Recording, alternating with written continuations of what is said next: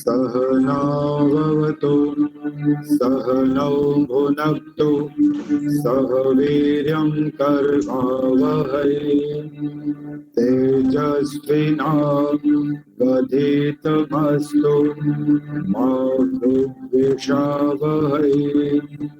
ॐ नमः शम्भवाय च वायो भवाय च नमः शङ्कराय च वायस्कराय च नमः शिवाय च शिवतराय च। ॐ शान्तिः शान्तिः शान्तिः।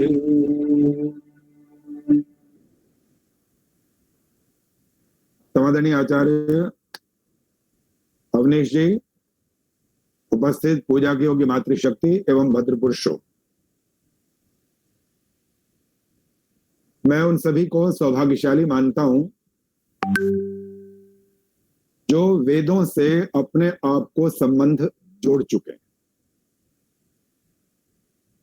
कहने को लोग कहते हैं कि अगर हम वेद को न माने और दुनिया में बहुत सारी ऐसी बातें हैं जो हमें भगवान के बारे में बताती हैं, हमें आत्मा के बारे में बताती हैं, और भी बहुत सारे ऐसे विषय जो ऐसे हमारे सत्संग हैं उनके साथ यदि जुड़ जाएं तो इसमें क्या गलती है? गलती यह है कि जो इंसान बनाएगा अपनी बुद्धि से कुछ भी, उसमें संभावना जुड़ जाएगी कि यहां पर अज्ञान जुड़ेगा। और जब हम ऋषिकृत कोई बात करेंगे, ईश्वर संबंधी बात करेंगे, सृष्टि के प्रारंभ की बात करेंगे, ईश्वर द्वारा प्रदत्त ज्ञान की बात करेंगे, तो उसमें गलती की कोई वृत्ति भर भी संभावना नहीं। ये अंतर है दोनों प्रकार के सत्संगों में। मुझे केवल भारतवर्ष में ही नहीं बल्कि विदेशों में भी बहुत सारे देशों में जाने का अवसर मिला, और मैं जहां जहां भी गया हूं वहां प्रचार करने का भी कुछ कुछ अवसर मिला। तो अनेक ऐसे लोग थे जो कहलाते तो हमारे जैसे हैं, वो लोग हिंदुस्तान से गए, लेकिन वहां पर वो जो हमारी आर्य वैदिक विचारधारा है उससे और जो एक हमारी दूसरी संस्कृति है यहाँ पर, उन दोनों को मिलाकर के चलने का वो प्रयास करते हैं। वहां पर उनका मंतव्य यह है कि हम हिंदू या आर्य लोग संख्या में हैं ही थोड़े से, तो मिल करके ही चलना है जो कुछ भी है। तो उनका वो अपना एक विचार है, लेकिन हम जो आर्य ही कहलाते हैं, वैदिक ज्ञान से ओतप्रोत अपने आप को करना चाहते हैं, तो उनके लिए बहुत विशेष जो ज्ञान की बात करेंगे, सिद्धांत की बात करेंगे, उसमें हमें बहुत बहुत सावधानी से एक एक शब्द को बोलना होगा और एक एक शब्द को सुनना होगा। ऐसा नहीं होगा कि हम कुछ भी बोल दें, सुनने वाला कुछ भी सुन ले और अंत में हम कहें बहुत अच्छा बहुत अच्छा बहुत अच्छा आपने कहा, हमें बहुत आनंद आया। ये बहुत अच्छा कहने का एक रिवाज चल रहा है आजकल। कोई कुछ भी बोल देता है तो हम जो कार्यक्रम का संचालन करने वाले हैं वो ऐसा कह देते हैं, आपने बहुत सुंदर कहा।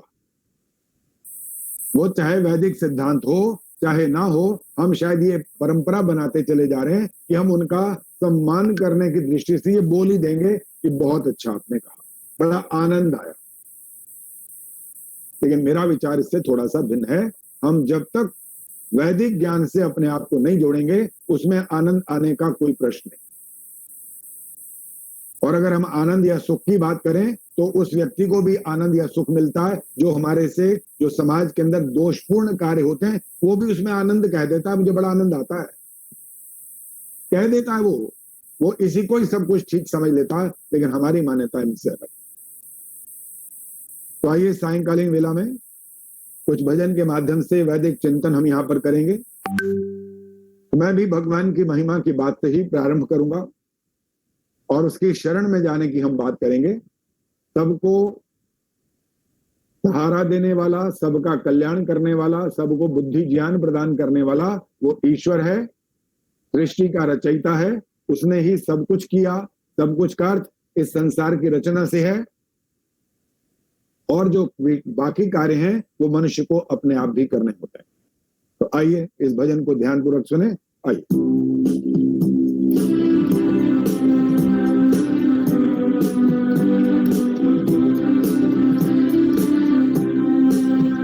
तेरी महिमा अपरंपार, जग का तू सर्वाधार। तेरी महिमा अपरंपार, जग का तू सर्वाधार। तेरी शरण में आए हम, भव सागर कर दो पार। तेरी शरण में आए हम, भव सागर कर दो पार।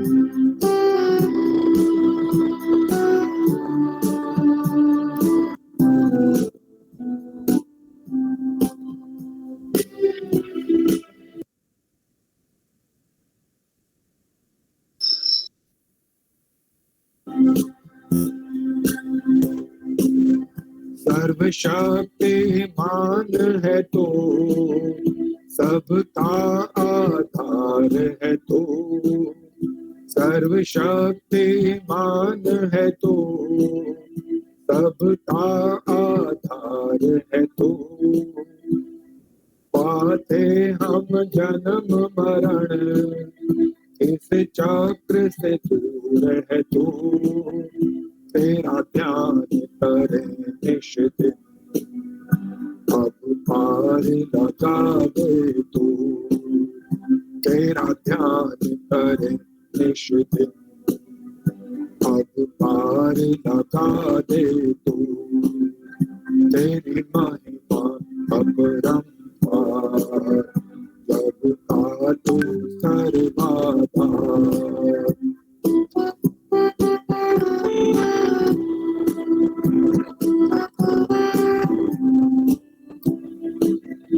तेरा न्याय सदा हमको देता है ऐसी सीख। तेरा न्याय सदा हमको देता है ऐसी सीख। पापों से ना हमको रह जाए कोई प्रेत। शुभ कर्म सदा करके जाए तेरे। शुभ कर्म सदा करके जाए तेरे।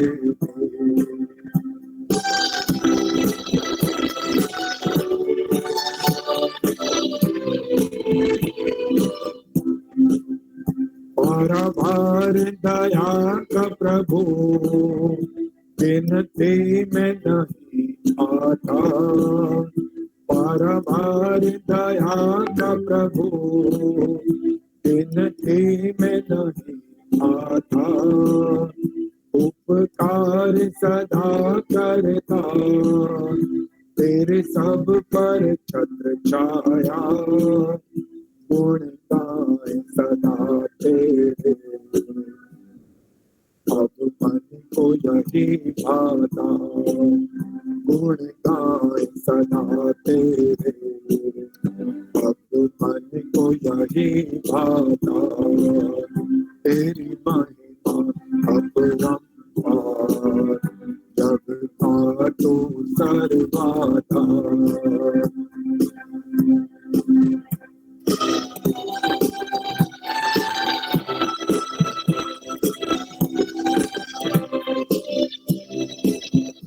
आनंद की ये घड़ियां कहीं बीत न जाए अभी।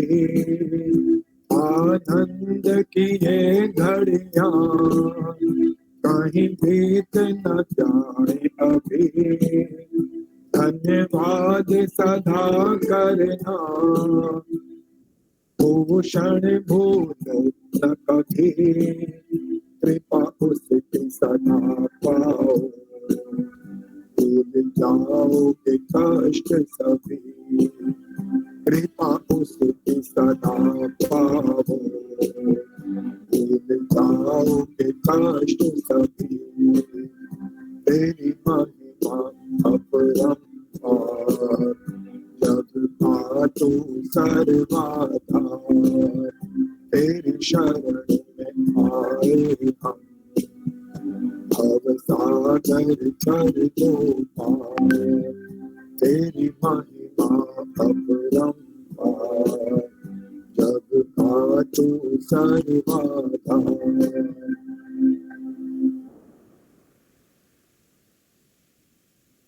उस ईश्वर की महिमा को जो लोग ऐसे हैं जिनको हम ये कहते हैं कि वो भगवान को मानने से इनकार करते हैं, उनका बहुत सीधा सीधा एक प्रश्न होता है हमारे से कि यदि आपने देख लिया है तो आप हमको उस पर विश्वास दिला सकते हो। मैंने एक छोटी सी बात उनसे की, मैंने कहा मुझे आप ये बताओ, आप मुझसे जो बात कर रहे हो, मेरा नाम विजय भूषण आर्य है, तो आप विजय भूषण आर्य से जो बात कर रहे हो तो आप किसको देख पा रहे हो? ये जो बाहर से दिखाई दे रहा है इसे ही तो देख पा रहे हो आप। जो अंदर एक चीज विराजमान है उसको तो आप नहीं देख पा रहे ना, जिसकी वजह से मैं आपसे बात कर रहा हूं, जिसकी वजह से मैंने उनको कहा तुम मेरे से बात कर पा रहे हो। मैं आपकी उस चीज को नहीं देख पा रहा हूं और आप मेरी उस वस्तु को नहीं देख पा रहे हैं, तो इस बात का क्या अर्थ निकाल लिया जाए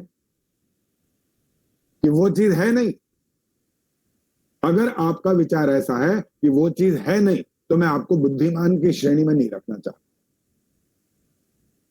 मैं इतनी देर से 3, 4, 5, 6 वाक्यों में मैंने जो कुछ कहा उसका अर्थ यह है कि जो हमारे अंदर आत्मा विराजमान है, क्या उसको आप देख सके हैं आंखों से?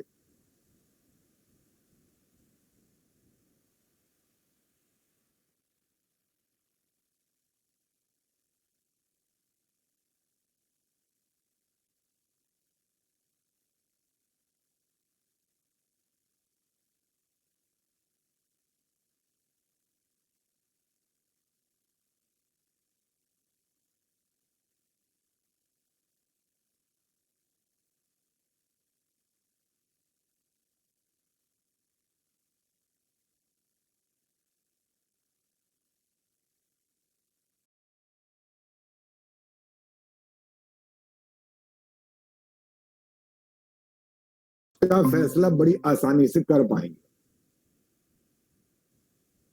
मैंने कहा सुनो, इन 3 बातों में एक चीज का नाम होता है साधक, दूसरी चीज का नाम होता है साधन और तीसरी चीज का नाम होता है साध्य।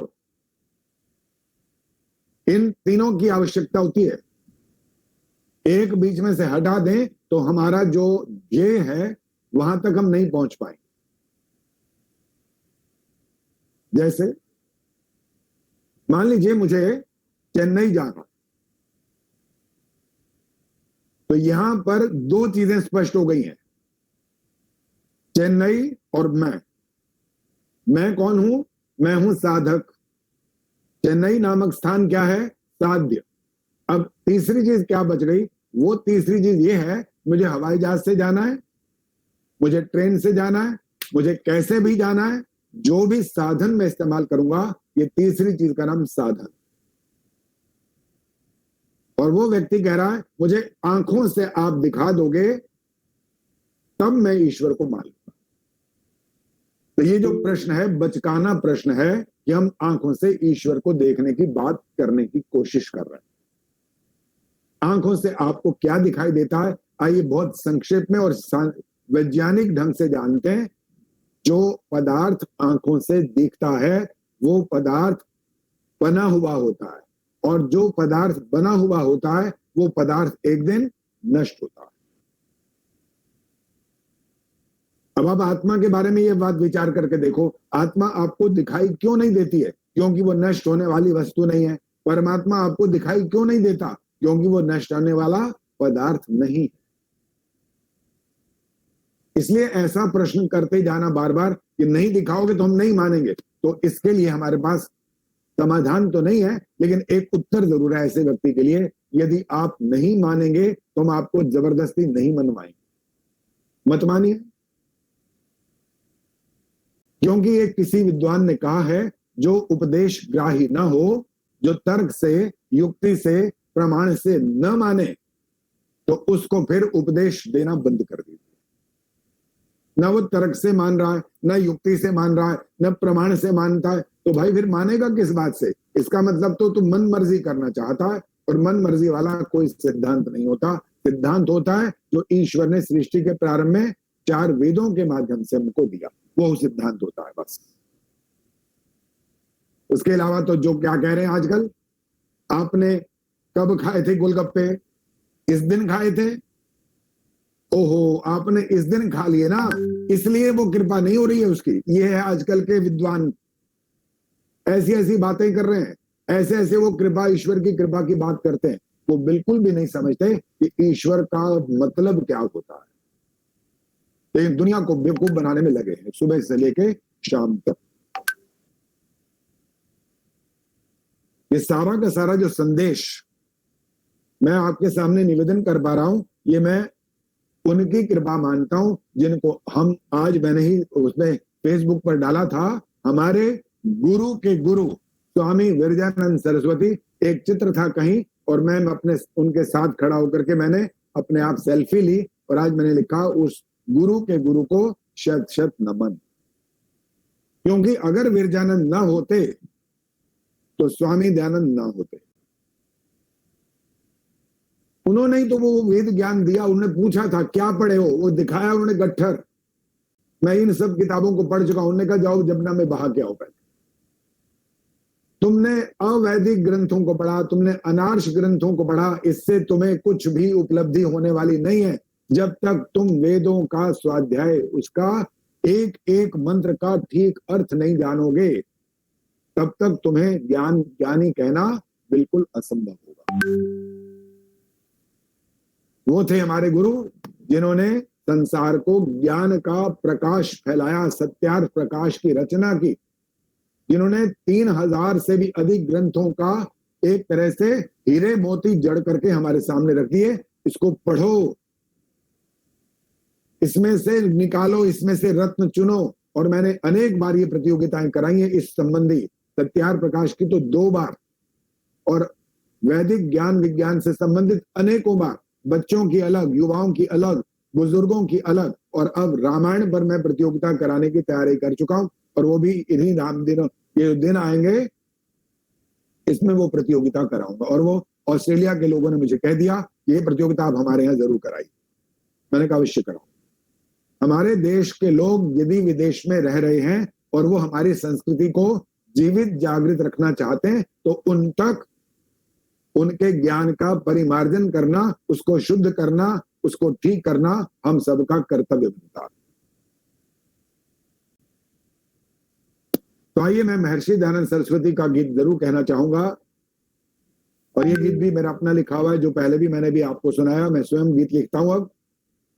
तो आइए, मैं उनका नाम लेते हुए कह रहा हूं कि कहां से वो उद्भव हुआ उनका, कहां से वो निकले। उस छोटे से ग्राम से, टंकारा से, उस स्थान को मैंने कई बार देखा। पिछले वर्ष 2 बार, मतलब 2 वर्ष पहले भी वहां गया था, वहां पर कार्यक्रम भी हुआ, उस स्थान को देखा। लेकिन वहां पर एक अभी भी जो टीस मन में बनी हुई थी, वो ये थी कि जिस मंदिर में बैठ करके उन्होंने शिवरात्रि का व्रत किया था और उनके ज्ञान चक्षु खुले थे, आज भी वहां पर उस मंदिर के अंदर वही मूर्ति पूजा होती है, अभी भी होती है। हमारा प्रयास कुछ कम है, इसका मतलब हमारा पुरुषार्थ कम है। हम उस मंदिर को तो कम से कम ऐसा मंदिर, आर्य समाज वाला मंदिर बना देते जहां से उनको ज्ञान मिला था, जहां से उनके जीवन के अंदर एक जागृति आई थी। हम स्थान की पूजा करने की बात नहीं कर रहे हैं, लेकिन उस स्थान पर कम से कम हमारा जो ज्ञान का प्रकाश होना चाहिए, उस स्थान से अवश्य होना चाहिए। तो आइए, मैं अधिक न कहता हुआ इस भजन के माध्यम से उस महर्षि के चरणों में शत शत नमन कर रहा हूं, और कह रहा हूं, बता रहा हूं, वैदिक सिद्धांतों को इसके अंदर भी प्रस्तुत करूंगा। जैसे मैंने पिछले भजन में कहा, सर्वशक्तिमान है वो, वही है अकेला संसार के अंदर सर्वशक्तिमान। कोई मनुष्य शरीरधारी, चाहे वो आप किसी के नाम के साथ भगवान जोड़िए, किसी के साथ महापुरुष जोड़िए, कोई भी सर्वशक्तिमान ना हुआ है, ना हो सकेगा। केवल ईश्वर है जो निराकार है, वही सर्वशक्तिमान होता है। शरीरधारी कभी भी सर्वशक्तिमान नहीं हो सकता। आइए इस भजन का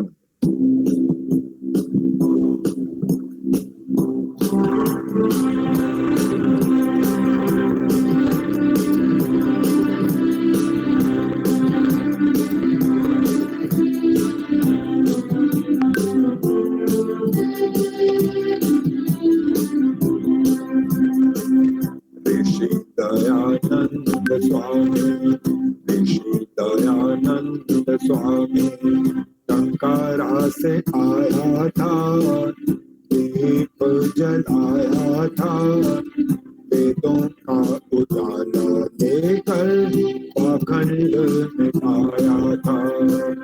ऋषि दयानंद स्वामी टंकारा से आया था, दीप जलाया था, वेदों का उजाला लेकर पाखंड मिटाया था।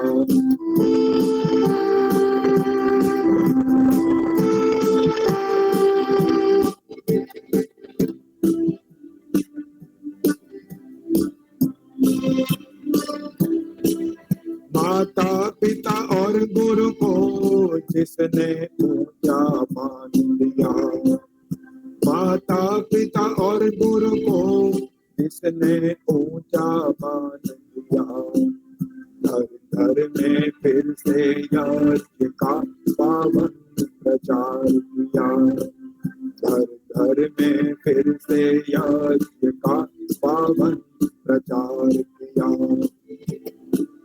वेदों की महिमा का, वेदों की महिमा का मान फिर सिखाया था, मान फिर बढ़ाया था, वेदों का उजाला लेकर पाखंड मिटाया था।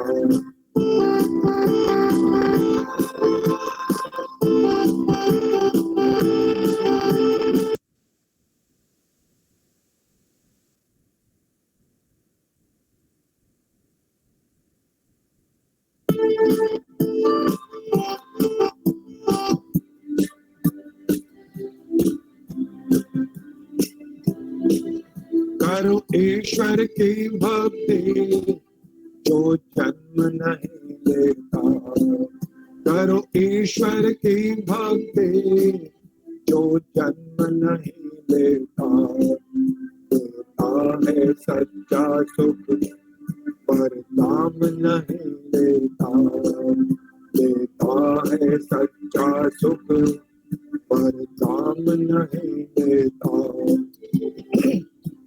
निराकार की भक्ति, निराकार की भक्ति ऋषि ने बताया था, यही समझाया था, वेदों का उजाला लेकर पाखंड मिटाया था।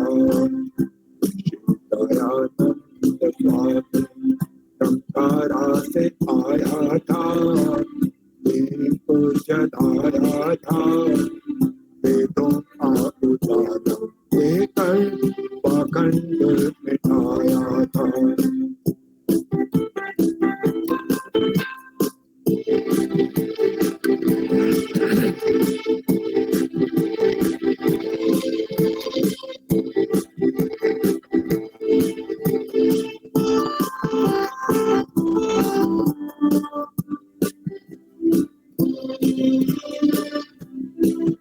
वेदों का ये कहना, महायज्ञ सदा करना, वेदों का ये कहना, महायज्ञ सदा करना, जीवों की रक्षा कर सन्मार्ग पर चलना, जीवों की रक्षा कर, सन्मार्ग पर चलना। अतिथि देवो भव का, अतिथि देवो भव का, वादा निभाना, सभी को बताना, वेदों का उजाला लेकर पाखंड मिटाना। दयानंद स्वामी संकारा से आया था, दीप जलाया था, वेदों का उजाला लेकर पाखंड मिटाया था।